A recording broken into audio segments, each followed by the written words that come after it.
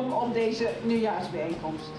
Fijn dat u er bent. Het is inmiddels de derde keer dat we elkaar op het vierkant treffen met chocomel en een oliebol.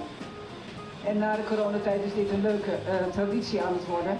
Midden in het dorp en midden in de samenleving. Velen van u doen allerlei werk in onze Lissese gemeenschap. U doet allerlei werk voor vereniging, buurt, kerk of organisatie. En ik ben er zelf ongelooflijk trots op hoe we dat in Lisse voor elkaar krijgen. Dank daarvoor. En blijf vooral doorgaan met de ondersteuning voor degenen die het allemaal niet vanzelf voor elkaar krijgen. Iedereen moet kans krijgen om deel te nemen in onze samenleving. Dat is niet alleen de taak van overheid en instituties, maar ook voor onszelf. We zijn daar met z'n allen goed in, maar het kan natuurlijk altijd nog een beetje beter.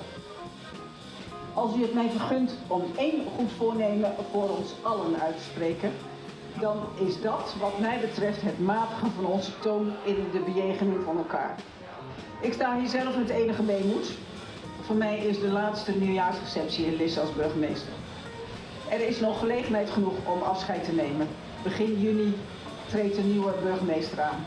Dank voor uw betrokkenheid en goede wensen van het afgelopen jaar bij mijn ziekte. Het gaat mij goed en ik hoop nog lang van het leven te kunnen genieten. Voor nu zou ik willen proosten op het nieuwe jaar en op alle goede voornemens. Op Lisse.